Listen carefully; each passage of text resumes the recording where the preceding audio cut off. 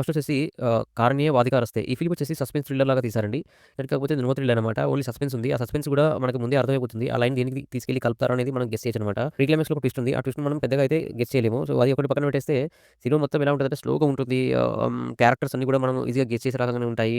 కొంచెం production values తక్కువ ఉన్నట్టు అనిపిస్తాయి. ఒక బ్యాక్‌గ్రౌండ్ స్కోర్ నాకు కొంచెం ఓకే అనిపించింది కానీ మిగతావన్నీ పెద్దగా అయితే నాకు అనిపించలేదు. అండ్ లీడ్ రోల్‌లో చేసిన బ్రహ్మాజీ గారి యాక్టింగ్ బాగుంది. కాకపోతే సినిమాలో పెద్ద interesting elements and suspenses, thrills అలాంటివి పెద్దగా లేకపోవడం వల్ల సినిమా బోర్ వచ్చిందనమాట.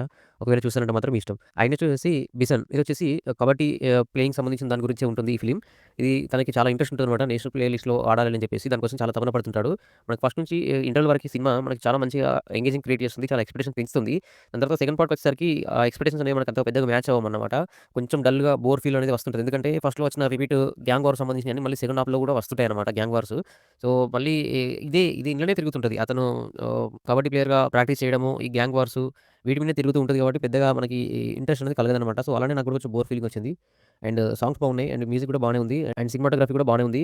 బట్ కాకపోతే హీరోకి పెద్ద స్కోప్ అనేది సెకండ్ హాఫ్‌లో ఎక్కువ లేదు. జస్ట్ సైలెంట్‌గా ఉంటాడు. యాక్టింగ్ చేసుకుంటూ వెళ్ళిపోతాడు తప్పించేసి పెద్దగా యాక్టింగ్ చేసే స్కోప్ అనేది చాలా తక్కువ ఉంది. అండ్ ఉన్నంతలో ఎమోషన్ సీన్స్ పెద్దగా ఆయన ఎక్స్‌ప్రెషన్స్ గాని అంత గాని పెద్దగా చూపించలేదన్న ఫీలింగ్ మాత్రం నాకొచ్చింది. పెద్దగా అయితే నాకు నచ్చలేదు. బట్ కాకపోతే టైం ఉంది చూస్తానంటే మాత్రం మీ ఇష్టం. ఒకసారి అట్లా వన్ టైమ్ వాచ్ లాగా చూడొచ్చనమాట. అండ్ నెక్స్ట్ వచ్చేసి 'డిజిల్' ఈ ఫిల్మ్ వచ్చేసి గుడ్ ఫిల్మ్ అండి. బాగుంది. ఈ సినిమా వచ్చేసి నాకు కథ నచ్చింది. అంటే సముద్రం పక్కన ఉన్నంత వరకి భూమి ఏదైతే ఉంటదో ఆ భూమి మత్స్యకారులది అనే దాని కోసం ఫైటింగ్ ఉంటదనమాట.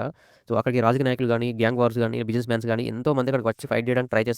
దాన్ని కాపాడుకోవడానికి హీరో చేసిన ప్రయత్నాలు, లాజిక్‌లు ఇవన్నీ నాకు బాగా నచ్చాయన్నమాట. మీరు కూడా చూడండి. మీకు కూడా నచ్చుతదని ఎక్స్‌పెక్ట్ చేస్తున్నాను.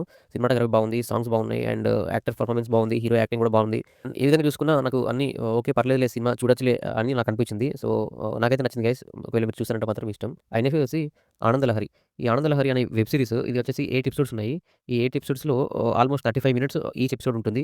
ఫస్ట్ నుంచి 6 ఎపిసోడ్ వరకు నాకు చాలా బాగా నచ్చింది. అండ్ సెవెంత్, ఎయిత్ ఎపిసోడ్ నాకు ఎక్స్‌పెక్టేషన్స్ ఎక్కువ ఉండడం వల్ల అంత రీచ్ కాలేదని నాకు అనిపించింది. బట్ కాకపోతే ఇది east Godavari and west Godavari మధ్యలో జరిగిన ఒక సంబంధం. ఆ సంబంధం సంబంధించిన ఇద్దరు భార్యాభర్తలు హైదరాబాద్‌కి వచ్చి ఇక్కడ వచ్చి ఎలాంటి ప్రాబ్లమ్స్ ఫేస్ చేశారు. వాళ్ళ లైఫ్ స్టైల్ ఎలా ముందుకు తీసుకెళ్లారు అనే దాని మీద చూపించారనమాట. సో, అండర్‌స్టాండింగ్స్ అనేవి, ఫైనాన్షియల్ ప్రాబ్లమ్స్ అనేవి ఇవన్నీ కూడా చూపిస్తారు బానే.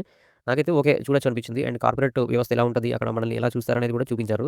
సో, నాకైతే పర్సనల్‌గా ఫస్ట్ 6 ఎపిసోడ్స్ అయితే నచ్చాయండి. మీరు కూడా చూడండి గైస్. మీకు కూడా నచ్చుతదని ఎక్స్‌పెక్ట్ చేస్తున్నాను. సో, ఇది గైస్ మన రివ్యూ. ఈ వారంలో మీరు తప్పకుండా చూడవలసిన ఫిల్మ్స్ ఏంటంటే, ఫస్ట్ వచ్చేసి 'డీజిల్' సినిమా చూడండి బాగుంటుంది. అండ్ నెక్స్ట్ వచ్చేసి 'ఆనందలహరి' వెబ్ సీరీస్ చూడండి.